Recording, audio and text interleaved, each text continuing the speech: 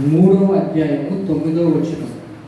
పేతురు రాసిన మొదటి పత్రిక 3వ అధ్యాయము 9వ వచనం.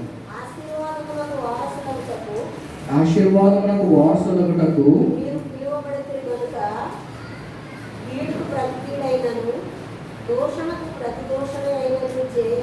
దీవించండి. అందరం ఒకసారి కళ్ళు మూసుకుందాం, చిన్న ప్రార్థన చేసుకుందాం. మహోన్నతుడైన దేవ, గొప్ప దేవాలైనా ప్రభా, ఇదిగో దేవాలైనా ప్రభా, యొక్క సాయంకాల సమయం ఉందనైనా ప్రభా, నీవు ఏర్పాటు చేసిందైనా ప్రభా, ఈ సమయం బట్టి నీకు వందనాలు చెల్లించుకొనిచున్నాం. గొప్ప దేవాలైనా ప్రభా, నీ గొప్ప దీవెనలు చేతనైనా ప్రభా, మమ్మల్ని మీరు దీవించి దేవాలైనా ప్రభా, ఇదిగో దేవాలైనా ప్రభా, మందిరంలోనైనా ప్రభా మమ్మల్ని నిలబెట్టినైనా ప్రభా, ఈ యొక్కనైనా ప్రభా కాపాలను బట్టి నీకు వందనాలు చెల్లించుకొనిచున్నాం. ఇదిగో దేవాలైనా ప్రభా, యొక్క సాయంకాలం కూర్చునైనా ప్రభా, కొద్ది నిమిషములైనా ప్రభా, నీ యొక్కనైనా ప్రభా వాక్యంనైనా ప్రభా ధ్యానం చేయుట దేవాలైనా ప్రభా, మీరు మాకు ఇచ్చిన గొప్ప ధన్యతను బట్టి మీకు వందనాలు. దేవాలైనా ప్రభా, ఈ వాక్యం ద్వారా దేవాలైనా ప్రభా మీరు మాతో మాట్లాడారు. దేవాలైనా ప్రభా, మా హృదయాలనైనా ప్రభా మీరు కదిలించండి.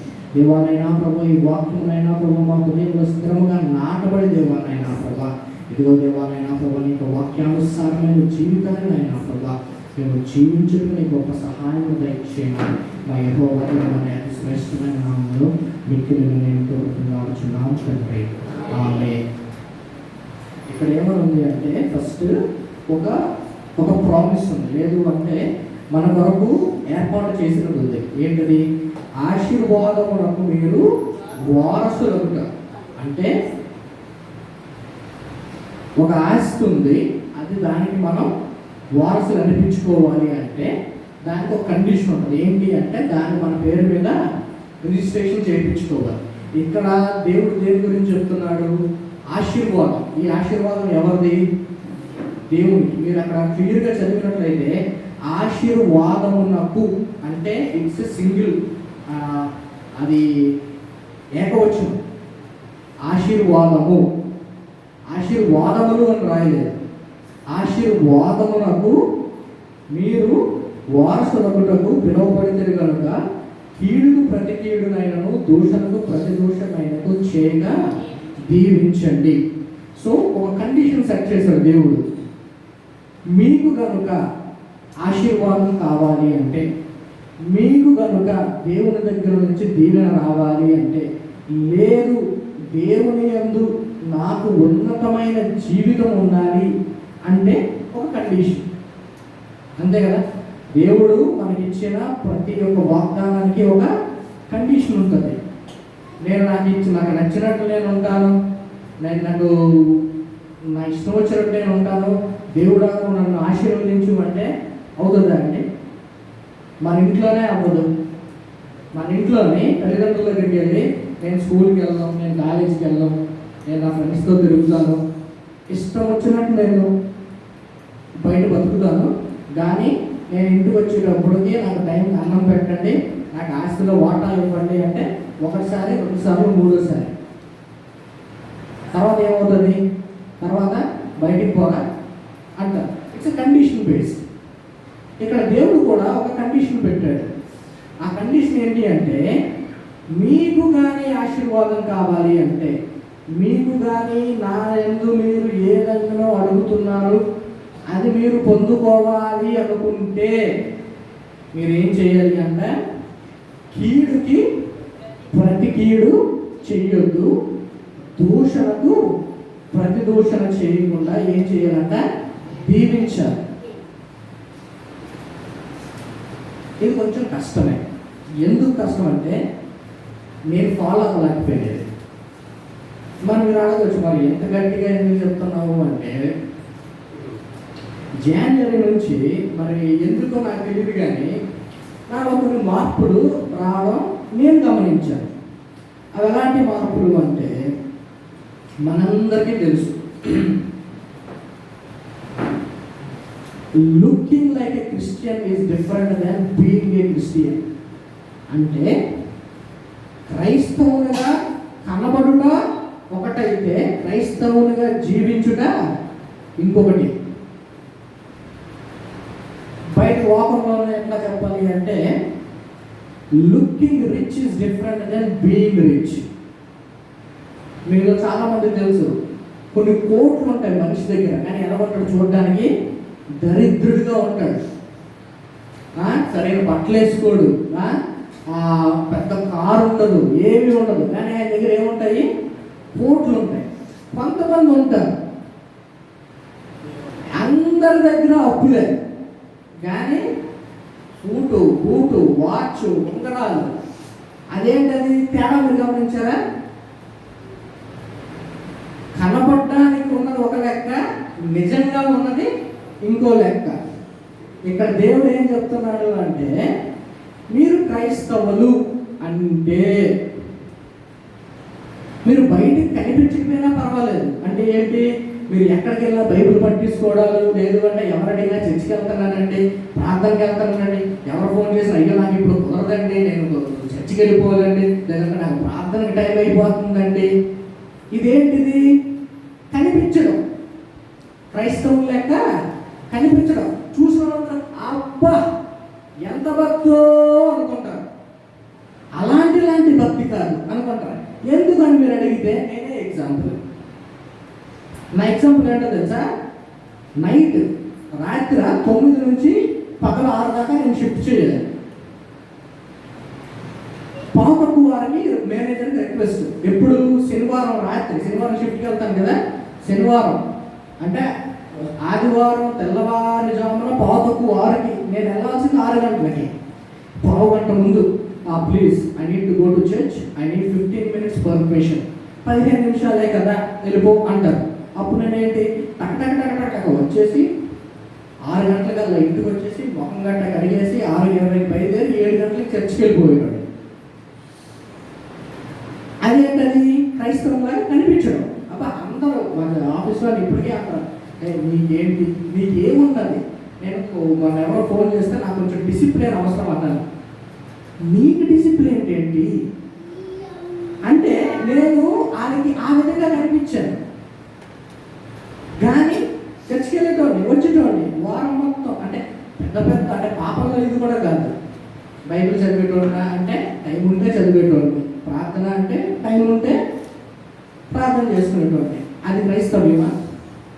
నేను ఎంత ధైర్యంగా ఎందుకు చెప్పగలుగుతున్నానో తెలుసా? నేను ఇప్పుడు అది పాటిస్తున్నాను కాబట్టి.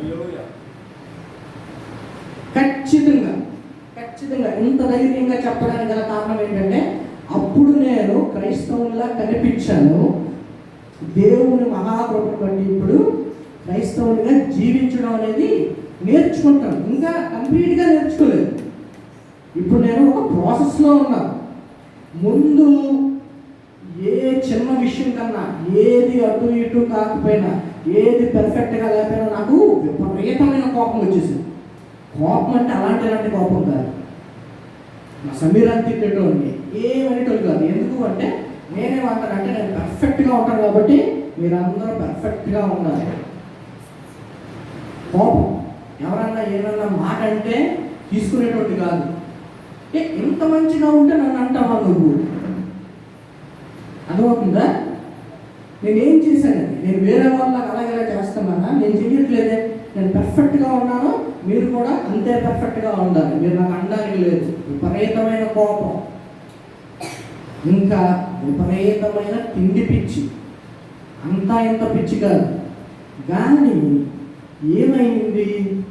ఒకసారి ఈ బైబిల్ని ధ్యానం చేస్తున్నప్పుడు వీటిలన్నిటి నుంచి రెన్యూయింగ్ ఆఫ్ ద స్పిరిట్ అంటారు. అంటే ఆత్మను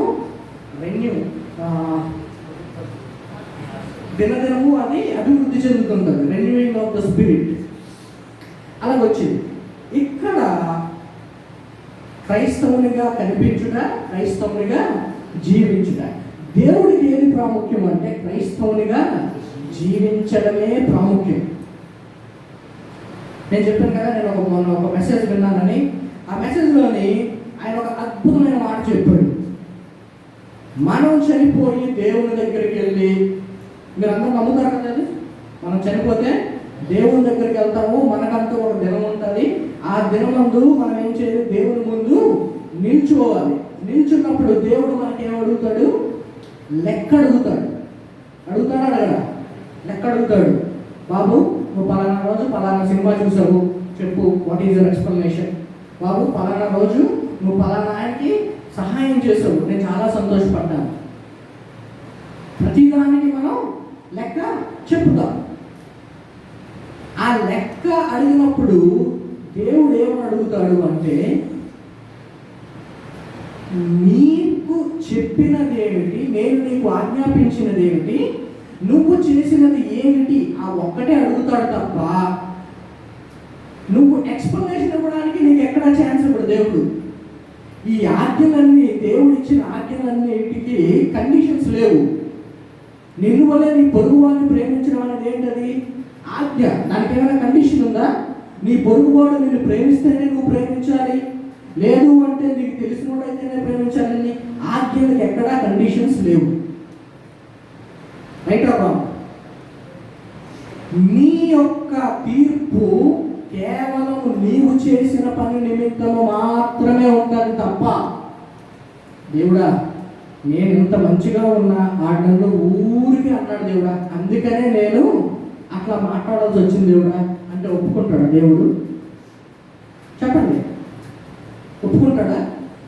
ఇక్కడ ఏమంటున్నాడు? క్లియర్గా ఏమన్నా అంటున్నాడు అంటే, కీడుకి ప్రతి కీడు మీరు చేయొద్దు, దూషిస్తే ప్రతి దూషణ మీరు దూషించవద్దు. మీరు పిక్చర్ మైండ్లో పెట్టుకోండి. మీరు పొరపాటున ఎవరన్నా గట్టిగా తిడితే రేపు పొద్దున లెక్క చెప్పినప్పుడు ఏముంటుంది? నీకు చెప్పాను కదా, మళ్ళీ నువ్వు నా కండిషన్లో పెడతావేంటి, నువ్వు నాకు ఎక్స్ప్లెనేషన్ ఇస్తావేంటి అని అడగడా దేవుడు? మనల్ని అడుగుతాడా? అడగడా? క్రైస్తవులుగా మనము ఒక మాదిరికరమైన జీవితాన్ని జీవించాలి. ఈ మాదిరికరమైన జీవితం అప్పుడప్పుడు కాదు, లేదు అంటే మనకి కన్వీనియంట్గా ఉన్నప్పుడు కాదు, లేదు అంటే మనకి సులువైన విషయాల్లోనే కాదు. మాదిరి, ప్రతి విషయంలోని మాదిరి.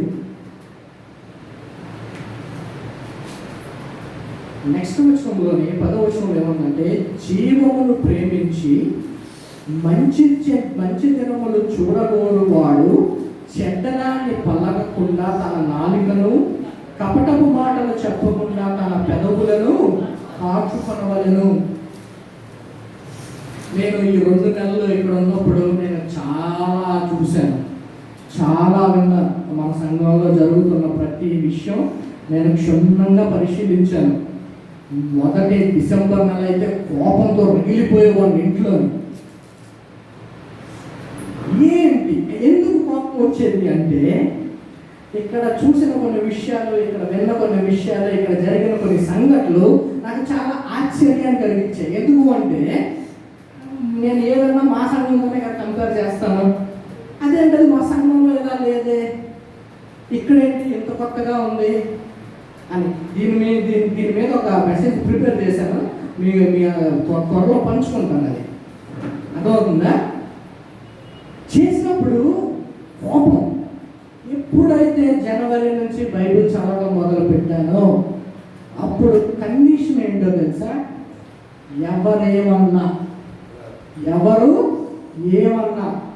ఎవరు ఎంతలా వాదించినా ఈ ప్రేమ నుంచి మనం అటు ఇటు తొలగిపోకూడదు. ఎందుకు? తీర్పు దినమున నా తీర్పు నా యొక్క ప్రవర్తన ఆధారం చేసుకునే ఉంటుంది తప్ప నా ఎడల పక్కవాడు ఎలా ప్రవర్తించాడో దాన్ని బట్టి ఆధారం చేసుకుని ఉండదు. ఇది సత్యము. ఇది మీ హృదయంలోని ఈ రోజు నాటబడాలి.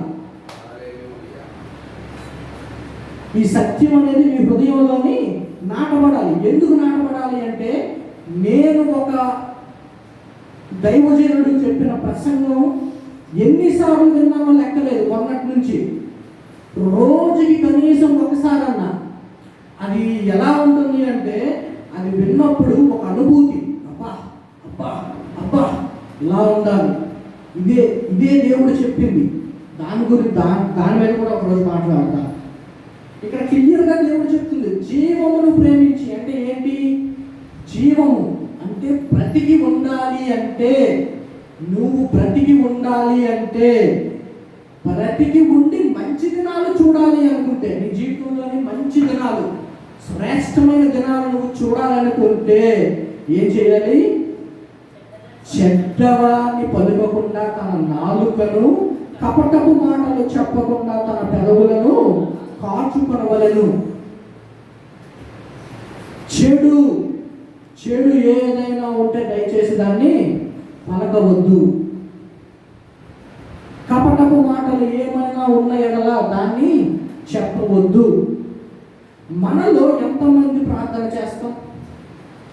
లెగిసి, దేవా ఈరోజు నేను నా నోటిలోంచి వచ్చే ప్రతి మాట నీ వాక్యము చేత కడగబడి ఎవరిని ఇబ్బంది పెట్టకుండా, ఎవరిని దూషించకుండా, ఎవరికి బాధ కలిగించకుండా నా యొక్క మాటలను మీరు కాపాడండి అని ఎంతమంది ప్రార్థన చేస్తారు?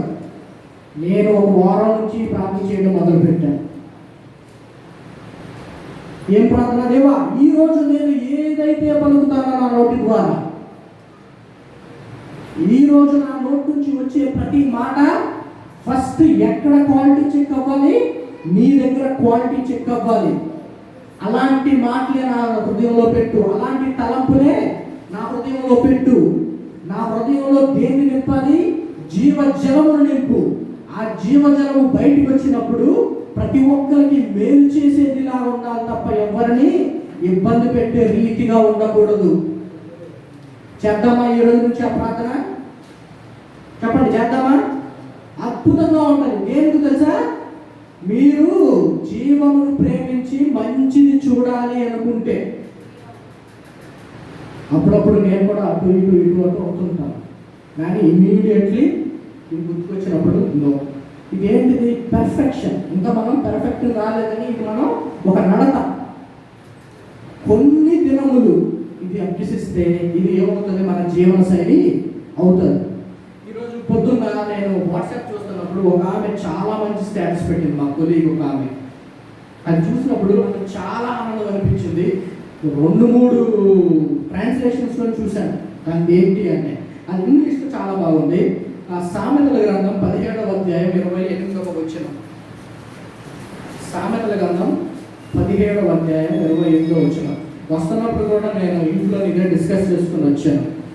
ఒకడు మూఢుడైనను మౌనముగా నుండిన ఎడల జ్ఞాని అని ఎంచబడును, అట్టివాడు పెదవులు మూసుకొనగా వాడు వివేకి అని ఎంచబడును. ఇంగ్లీష్లోని ఎంత క్లియర్గా ఉంది అంటే, even a fool who keeps silent is considered wise. When he closes his lips, he is deemed intelligent. Deemed intelligent అంటే ఒక మూర్ఖుడు ఉన్నాడండి. ఆడు ఒక పరిస్థితి వచ్చినప్పుడు మౌనంగా అయిపోయాడు, ఏం మాట్లాడలేదు, తన పెదవుల్ని మూసేశాడు. ఏమనుకుంటాము? చుట్టూ ఉన్న వాళ్ళు అబ్బా ఎంత గొప్పగా ప్రవర్తించాడు, ఆడు మూర్ఖుడే. కానీ ఒక్కసారి సైలెంట్ అవ్వడం వల్ల ఏమైంది? తను జ్ఞానిగా ఎంచబడ్డాడు. అందుకనే ఏది పడితే అది మాట్లాడకుండా, ఏది నోటికి వస్తే అది రాకుండా. ఎందుకు చెప్తున్నాను అంటే, మనం క్రైస్తవులు, మనం క్రీస్తుని పోలిన వారు. మనం బాప్తీసం తీసుకున్నాం.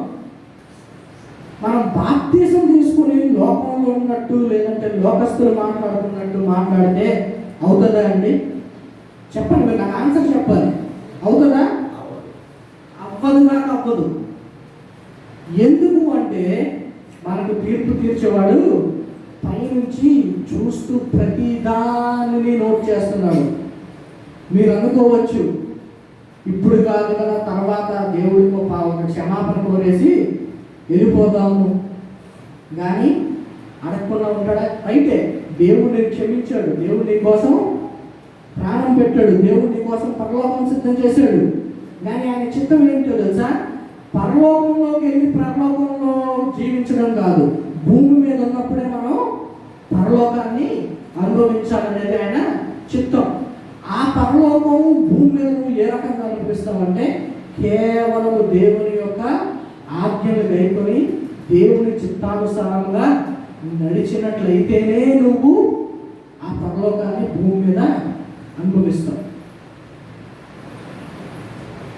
అందుకనే మనందరికీ ఏం కావాలి? దేవుని యొక్క ఆశీర్వాదం కావాలి. ఈ ఆశీర్వాదం కావాలి అంటే ఏం చేయాలి? కీడుకి ప్రతి కీడు చేయొద్దు, దూషణకు ప్రతి దూషణ చేయొద్దు. నిర్మలమైన మాటలు మీ పెదవుల వెంట రావడానికి మీరు ప్రయత్నించండి. అది ఏ పరిస్థితి అవ్వని, అది ఎంత కఠినమైన పరిస్థితి అవ్వని, మీలో ఈ వాక్యం అనేది ఎట్లా ఉండాలి అంటే బెల్లా పనిచేయాలి. పొరపాటున మాట్లాడదాం అనుకున్న వెంటనే ఈ గంట మోగాలి. మోగినప్పుడు ఏమవుతుంది? మన పెదవుల్ని మూసుకుంటాం. మూసుకున్నప్పుడు మనం దేనిగా ఎంచబడతాం? జ్ఞానిగా ఎంచబడతాం. దేవుడు ఈ చిన్న వాక్యమును మన వెనుకల్లో దీవించుగాక. ఆమేన్.